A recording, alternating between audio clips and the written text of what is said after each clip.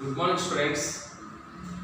In the previous class, we completed the angiosperms, the salient features of angiosperms, and pollination and fertilization. In the fertilization, we seen very important topic, that is double fertilization. Okay, let us we'll pass on to the another topic, that is plant life cycles and alternation of generation.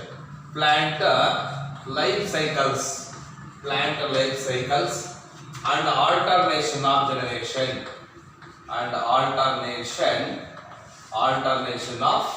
generation plant life cycles and alternation of generation. So if you take this topic, see all sexually reproducing plants, they shows life cycles. All sexually reproducing plant, it shows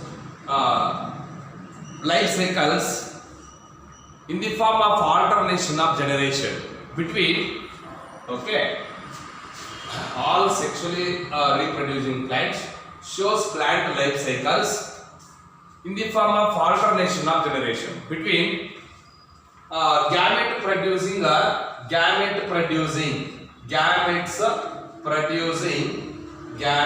producing haploid gametophyte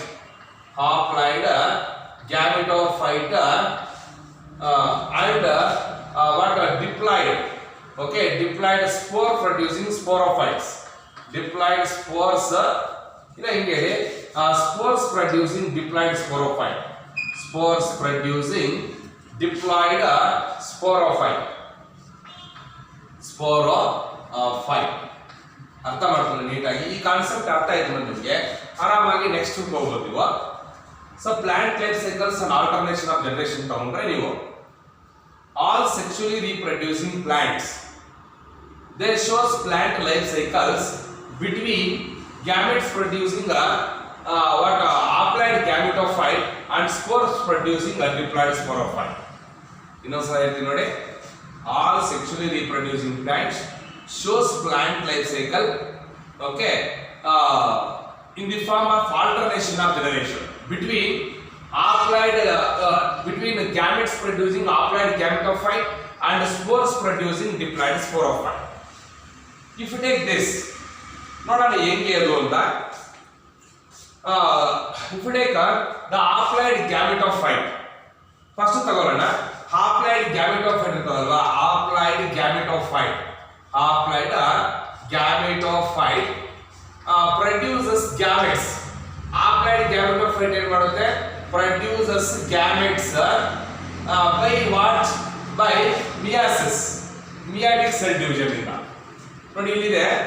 now this is called what haploid gametophyte ತಗೊಂಡ್ರೆ ನಾವು haploid gametophyte produces gametes. ಯಾಕೆ ಇದನ್ನ gametophyte ಅಂತ ಕರೀತೀವಿ ನಾವು? Gametes ಅನ್ನು produce ಮಾಡೋದಕ್ಕೋಸ್ಕರ haploid gametophytes produces gametes by meiosis, ಓಕೆನಾ? by the fusion and fertilization of these gametes. ಇವಾಗ ಗ್ಯಾಮೆಟ್ಸ್ ಪ್ರೊಡ್ಯೂಸ್ ಆದ್ಮೇಲೆ ಏನಾಗುತ್ತೆ? ಅವು fusion ಆಗಲೇಬೇಕಲ್ಲ. haploid gametophyte produces gametes, either male gametophyte or female gametophyte, ಯಾವ್ದಾದ್ರೂ ಆಗಲಿ. ಇವಾಗ ಇಲ್ಲಿ ನೋಡಿ, ಇದು ಮೇಲ್ ಗ್ಯಾಮೆಟೋಫೈಟ್, ಇದು female gametophyte. Female gametophyte egg ಅನ್ನ ಪ್ರೊಡ್ಯೂಸ್ ಮಾಡುತ್ತೆ, ಫಿಮೇಲ್ ಗ್ಯಾಮೆಟ್. ಮೇಲ್ ಗ್ಯಾಮೆಟೋಫೈಟ್ ಎರಡು ಮೇಲ್ ಗ್ಯಾಮೆಟ್ಸ್ ಅನ್ನ ಪ್ರೊಡ್ಯೂಸ್ ಮಾಡುತ್ತೆ. ಓಕೆ, ಹಂಗೆ haploid gametophyte produces gametes by meiosis.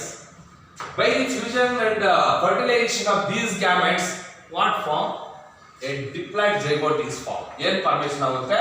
diploid zygote formation ಆಗುತ್ತೆ. now this diploid zygote divides mitotically. ಈ diploid zygote ಏನಾಗುತ್ತೆ? it divides mitotically, mitosis, it divides by mitosis or mitotically ಏನಾಗುತ್ತೆ? divides, okay, the zygote divides mitotically, okay, and it is developed into a diploid sporophyte. Okay, this zygote divides by mitosis and the development into a diploid sporophyte ತರ formation ಆಗುತ್ತೆ. ಓಕೆನಾ? diploid sporophyte. Now this diploid sporophyte by meiosis once again they produce spores. ಮತ್ತೆ ಅವು spores ಅನ್ನು produce ಮಾಡುತ್ತೆ. Now these spores ಹೀಗೆ by meiosis. Okay, by meiosis. Okay, the diploid sporophyte by meiosis they produces haploid spores. Now these spores undergoes mitosis. ಮತ್ತೆ ಇವು mitosis ಆಗಿ ಏನಾಗುತ್ತೆ ಅಂದ್ರೆ they develop into a diploid sporophyte. Once again the sporophyte plant body is produced. ಮತ್ತೆ sporophyte formation ಆಗುತ್ತೆ. So like this plant life cycle that occurs okay between haploid gametophytic generation and diploid sporophytic generation vice versa were called as alternation of generation ಅಂತ ಕರೀತೀವಿ. ನೋಡಿ ಇಷ್ಟು ನೀಟಾಗಿ ಅರ್ಥ ಮಾಡ್ಕೊಳ್ಳಿ. ಸ್ವಲ್ಪ ಕಷ್ಟನೇ ಟಾಪಿಕ್ ಇದು, ಬಟ್ ಸ್ವಲ್ಪ ಅರ್ಥ ಮಾಡ್ಕೊಂಡ್ಬಿಟ್ರೆ ನಿಮಗೆ ಯಾವ ಪ್ಲಾಂಟ್ ಗ್ರೂಪ್ಸ್ ಅಲ್ಲಿ ಎಂತ ಪ್ಲಾಂಟ್ ಸೈಕಲ್ ನಡೆಯುತ್ತೆ ಅಂತ ಈಸಿಯಾಗಿ ಗೊತ್ತಾಗುತ್ತೆ. ಅರ್ಥ ಮಾಡ್ಕೊಂಡಿದ್ದು ಪ್ಲಾಂಟ್ಸ್ ಅಲ್ಲಿ ಇವಾಗ ನಮ್ಮಲ್ಲೂ ಕೂಡ ನಮ್ಮ ಲೈಫ್ ಸೈಕಲ್ ಇದೆ, ಹೌದಲ್ವಾ? ಇವಾಗ juvenile phase, okay, reproductive phase, ಮತ್ತೆ senescent phase or old age phase ಅಂತ ಬರುತ್ತೆ ಇಲ್ಲಿ ಅನಿಮಲ್ಸ್ ಅಂತ ತಗೊಂಡ್ರೆ.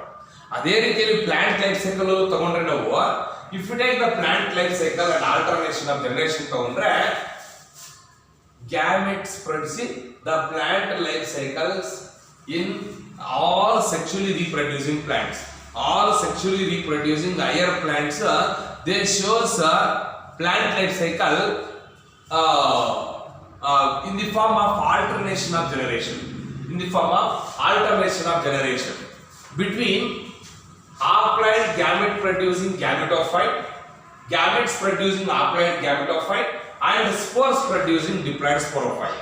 How in plant life cycles, how the sexually reproducing plant shows plant life cycles in the form of alternation of generation between ಹೆಂಗೆ alternation of generation ನಡೆಯೋದು between gametes producing haploid gametophyte and spores producing diploid sporophyte. ಮತ್ತೊಬ್ಬರು all sexually reproducing plants shows plant life cycles in the form of alternation of generation between gametes producing haploid gametophyte and spores producing diploid sporophyte ಅಂತ ಹೇಳ್ಬೇಕು. ಅದು ಹೇಗೆ ಸ್ವಲ್ಪ ನೀಟಾಗಿ ಅದನ್ನು explain ಮಾಡ್ಕೊಡ್ತೀನಿ ನೋಡಿ ನಿಮಗೆ. ಈ ಮೇಲೆ ಇರ್ತಕ್ಕಂಥ ಒಂದು ಕಾನ್ಸೆಪ್ಟ್ ಇಲ್ಲೇ ಹೇಳ್ತೀನಿ. haploid gametophytes ಇದೆಯಲ್ವಾ, either it is a male gametophyte or female gametophyte. ಯಾವ್ದಾದ್ರು ಆಗಿ haploid gametophytes either male or female haploid gametophytes produces what? Gametes by meiosis. Haploid gametophyte produces gametes by meiosis. Now these gametes by the fusion of that gametes and by the fusion of gametes ಏನಾಗುತ್ತೆ? fertilization ಆಗುತ್ತೆ, zygote formation ಆಗುತ್ತೆ. By the fusion and fertilization of that gametes, by the fusion of gametes and fertilization, diploid zygote is formed. By the fusion of that gametes and by fertilization, the diploid zygote is formed. Now this diploid zygote divides mitotically and that forms into a diploid, that develops into a diploid sporophyte. Now this diploid sporophyte by meiosis produces haploid spores. Now this haploid spores once again undergoes mitosis and they develop into once again diploid sporophyte is formed. ಅದಕ್ಕೆ ನಾನು ಹೇಳಿದೆ gametes producing haploid gametophyte and spores producing diploid sporophyte. ಇದರ ಮಧ್ಯೆನೇ ನಡೀತಾ ಇರುತ್ತೆ ಏನು alternation of generation. So ಆ ಟೈಪಲ್ಲಿ plant life cycle ನಡೀತಾ ಇರುತ್ತೆ ಪ್ಲಾಂಟ್ಸ್ ಅಲ್ಲಿ. ಓದಿ ರಿಪೀಟೆಡ್ ಆಗಿ ನಿಮ್ಗೆ ಅರ್ಥ ಆಗುತ್ತೆ. ಒನ್ಸ್ ಟ್ವೈಸ್ ಥ್ರೈಸ್ ಓದಿ ಕಾನ್ಸೆಪ್ಟ್ ಅನ್ನು ಅರ್ಥ ಮಾಡ್ಕೊಳ್ಳಿ, ಡೆಫಿನೆಟ್ ಆಗಿ ನಿಮ್ಗೆ ಅರ್ಥ ಆಗುತ್ತೆ. ಇವಾಗ the different plant groups they may shows different patterns of plant life cycles. ಬೇರೆ ಬೇರೆ ಪ್ಲಾಂಟ್ ಗ್ರೂಪ್ಸ್ ಬೇರೆ ಬೇರೆ ರೀತಿಯಾಗಿರ್ತಕ್ಕಂಥ ಒಂದು ಪ್ಲಾಂಟ್ ಲೈಫ್ ಸೈಕಲ್ಸ್ ಅನ್ನ ತೋರಿಸುತ್ತೆ. The different plant groups they may shows different patterns of plant life cycles. So ಅದು ತಗೊಂಡಾಗ ನೀವು the plants shows the life cycles haploid gametophytic generation, okay, and diploid sporophytic generation and vice versa were called as alternation of generation. ಇಲ್ಲೊಂದು definition ನಿಮಗೆ ಕೊಡ್ತಾರೆ. What is alternation of generation? ಏನ್ alternation of generation ಅಂದ್ರೆ ನೋಡಿ, ಈ concept ನಿಮ್ಗೆ ಚೆನ್ನಾಗಿ ಅರ್ಥ ಆಗಿದೆ. Let us see will go for what is alternation of generation. ಏನು ಆಲ್ಟರ್ನೇಷನ್ ಆಫ್ ಜನರೇಷನ್ ಅಂತಂದ್ರೆ the plant life cycles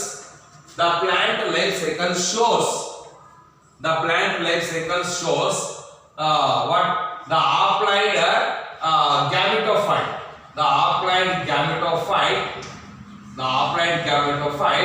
alternates with what the applied gametophyte alternates with the diploid sporophyte and vice versa ಏನು ಮತ್ತೆ ಈ ಒಂದು diploid sporophyte ಇಂದ ಮತ್ತೆ applied gametophyte ಬರುತ್ತೆ, applied gametophyte ಮತ್ತೆ ಡಿಪ್ಲಾಯ್ಡ್ ಸ್ಪೋರೋಫೈಟ್ ಬರುತ್ತೆ and vice versa were called as alternation of generation. See once again, what is alternation of generation? The plant all sexually reproducing plants shows plant cycles between applied gametophyte alternates with the diploid sporophyte and vice versa. This type of plant life cycles were called as alternation of generation. ನೋಡಿ ಇಲ್ಲ ಅರ್ಥ ಆಗುತ್ತೆ ಚೆನ್ನಾಗಿ ನಿಮಗೆ. Okay, applied gametophyte and diploid sporophyte. applied gametophyte ಇಂದ diploid sporophyte ಬರುತ್ತೆ, diploid sporophyte ಇಂದ ಮತ್ತೆ applied gametophyte ಬರುತ್ತೆ. ಇಂತ ಒಂದು plant life cycles ಅನ್ನು ನಾವು alternation of generation ಅಂತ ಕರೀತೀವಿ. All sexually reproducing plant shows plant life cycles between applied gametophyte, okay, alternates with diploid sporophyte and vice versa, okay, is called as alternation of generation ಅಂತ ಕರೀತೀವಿ. ಅಲ್ಲಿ ನಿಮಗೆ what are plant life cycles and what do you mean by alternation of generation ಅಂತ ಗೊತ್ತಾಯ್ತು ನಿಮಗೆ. ಇವಾಗ the different plant groups that may shows different patterns of plant life cycles. The different plant groups shows different patterns of plant life cycles. ಅದರಲ್ಲಿ first one ತಗೊಂಡು ನಾವು some lower algae, ಕೆಲವು lower algae ನೋಡೋಣ. The lower algae shows only aplontic life cycle. Aplontic plant life cycle. Okay, see the lower algae ದಲ್ಲಿ lower algae, higher algae ಅಂತ ತಿಳ್ಕೊಳ್ಳೋಣ. ಇವಾಗ lower algae ಏನು ಮಾಡುತ್ತೆ, ಓನ್ಲಿ aplontic life cycle ಮಾತ್ರ ತೋರಿಸುತ್ತೆ. aplontic plant life cycle ಮಾತ್ರ ತೋರಿಸುತ್ತೆ. But if you take some higher algae ನೋಡೋಣ, higher algae ತಗೊಂಡಾಗ ನೀವು higher algae ತಗೊಂಡಾಗ it shows aplodiploidic life cycle. aplodiploidic life cycle ಅಂತ ತೋರಿಸುತ್ತೆ. ನೋಡಿದ್ರ ಕೇಳ್ತಾರೆ, in algae the algae shows what kind of plant life cycles?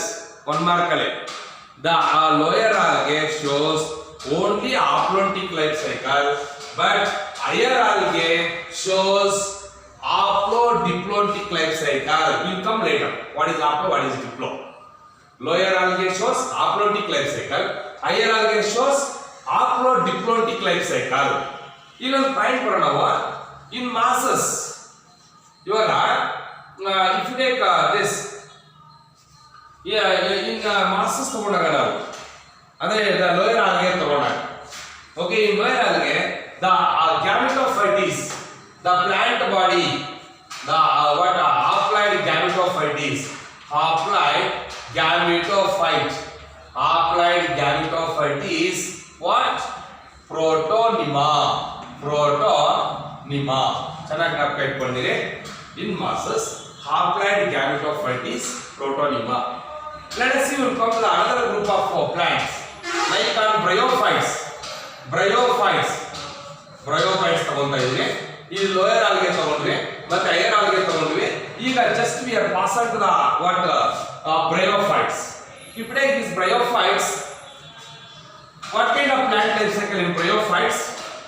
In bryophytes also, the plant life cycle is haplodiploidic life cycle. Haplodiploidic life cycle. Haplodiploidic plant life cycles. ನೋಡಿ ಆರಾಮಾಗಿ ಅರ್ಥ ಮಾಡ್ಕೋಬಹುದು ನೀವು. ಇವು CET ಅಥವಾ NEET 1 ಮಾರ್ಕ್ ಕ್ವೆಶ್ಚನ್ಸ್ ಅಲ್ಲಿ ನೀವು clear ಆಗಿ ಅರ್ಥ ಆದರೆ ಬರೆಯಕ್ಕೆ ಆಗೋದು, ಗಟ್ ಮಾಡಿ ಬರೆಯಕ್ಕೆ ಆಗೋದಿಲ್ಲ. ಬ್ರಯೋಫೈಟ್ಸ್ ಅಲ್ಲಿ ಎಂತ plant life cycle? Haplodiploidic plant life cycle. ಇವಾಗ ಬ್ರಯೋಫೈಟ್ಸ್ ಅಂತ ತಗೊಂಡಾಗ ನೀವು haploid gametophyte in bryophytes the haploid gametophyte is ಇಲ್ಲೇನಾಗಿರುತ್ತೆ? ಹಾಪ್ಲಾಯ್ಡ್ ಗ್ಯಾಮೆಟೋಫೈಟ್ ಬಂದು ಥ್ಯಾಲಾಯ್ಡ್. ಥ್ಯಾಲಾಯ್ಡ್ ಅಂದ್ರೆ ಏನು? Thallus, leaf like plant body. Haploid gametophyte ಹೆಂಗಿರುತ್ತೆ ಬ್ರಯೋಫೈಟ್ಸ್ ಅಂದ್ರೆ? ಥ್ಯಾಲಾಯ್ಡ್ ಆಗಿರುತ್ತೆ, ಥ್ಯಾಲಸ್ ಆಗಿರುತ್ತೆ. Let us look for another one is pteridophytes program. Pteridophytes. Pteridophytes. In case of pteridophytes, what kind of plant life cycles? Diploaploidic life cycle. Diploaploidic life cycle. Diploaploidic life cycles. Diploaploidic life cycles. So ಇಲ್ಲಿ haploid gametophyte ತಗೊಂಡ್ರೆ ನೀವು haploid gametophyte in pteridophytes, haploid gametophyte is prothallus. Okay, ಇಲ್ಲಿ ಬಂದಾಗ ಪ್ರೋಟೋನಿಮಾ ಆಲ್ಗೆದಲ್ಲಿ, bryophytes ಅಲ್ಲಿ ಬಂದಾಗ haploid gametophyte is a thalloid. In pteridophytes ಅಲ್ಲಿ ತಗೊಂಡಾಗ haploid gametophyte is a prothallus. Let us see, we'll go for next one is gymnosperms and angiosperms. Gymnosperms and in gymnosperms and angiosperms. In case of gymnosperms and angiosperms, what kind of plant life cycle? Diploaploidic life cycle only.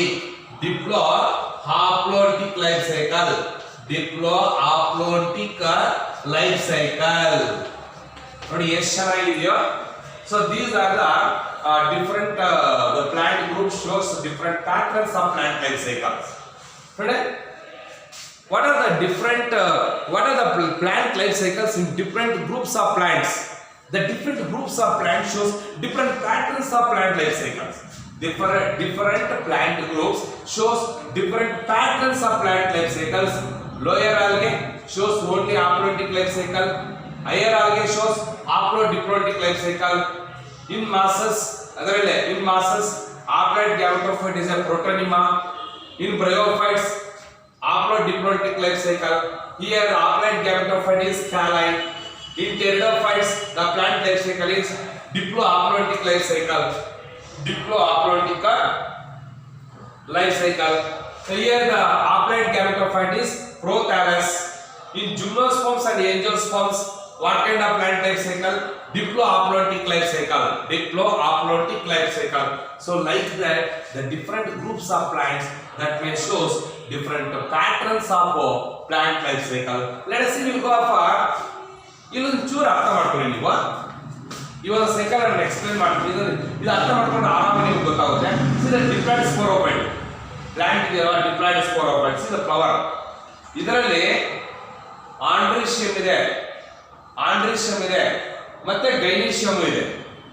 ಆಂಡ್ರೀಷಿಯಂ ತಗೊಂಡಾಗ stamen ನೋಡಿ, this is the filament.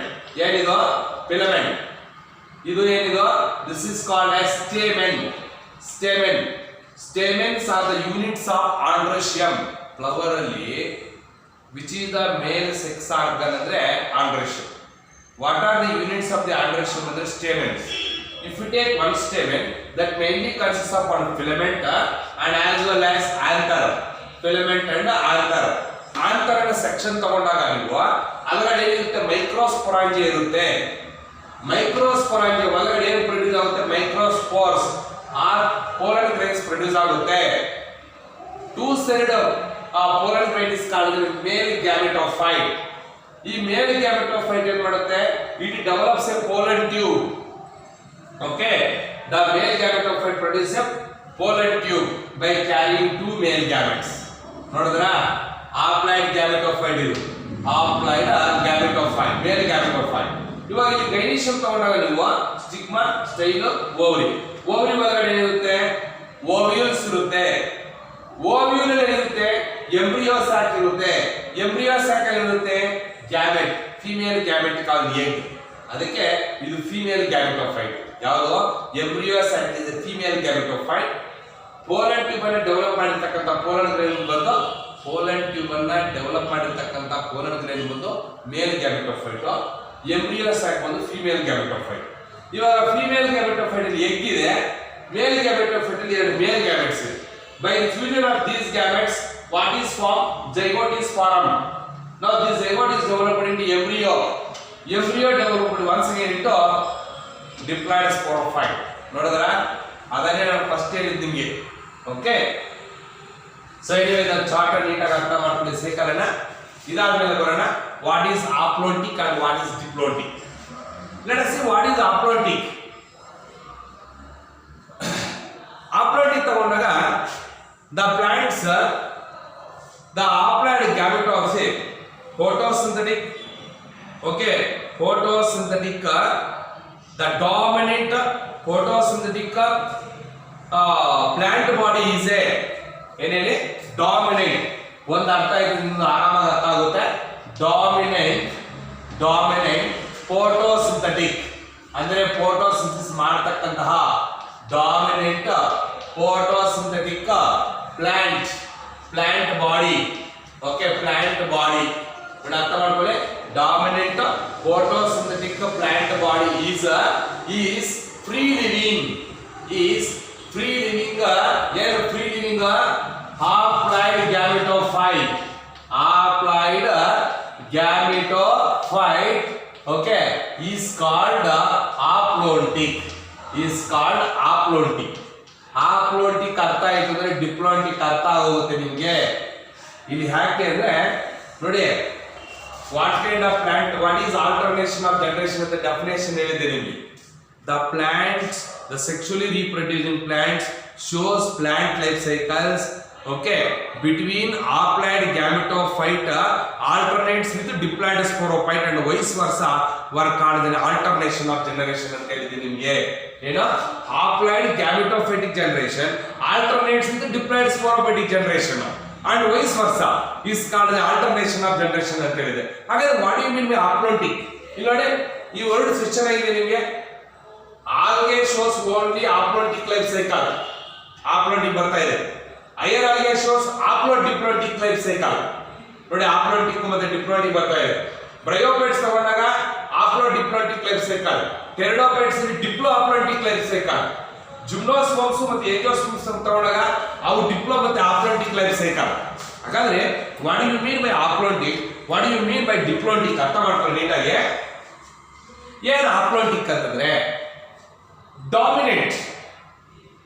Dominant ಅಂದ್ರೆ ಹೆಚ್ಚು ಸಮಯ ಇರತಕ್ಕಂಥದ್ದು face ಅಲ್ಲಿ plant growth ಇರ್ತಾರ dominant face ಅಂತ the dominant photosynthetic ಅದು ಫೋಟೋಸಿಸ್ ಮಾಡಬೇಕು the dominant photosynthetic plant body is A free living haploid gametophyte is called as haplontic once again what is haplontic dominant photosynthetic plant body is a free living haploid gametophyte is called as haplontic let us see what is a diplontic same ಅದೇ definition ಬರುತ್ತೆ what is diplontic ಅಂದ್ರೆ the dominant photosynthetic plant body is a free living diploid sporophyte ಅಂತ ಹೇಳಬೇಕು ಇಲ್ಲ ಅಂದ್ರೆ ಏನು haploid gametophyte ಅಂತ ಹೇಳಿದಿರಾ ಇದು ಡಿಪ್ಲೋಟಿಕ್ ಅಲ್ಲಿ ಬಂದಾಗ ಡಿಪ್ಲಾಯ್ಡ್ ಸ್ಪೋರೋಫೈಟ್ ಅಂತ ಹೇಳೋದು ಅಷ್ಟೇ ಏನಂತೀರಿ ನೀವು dominant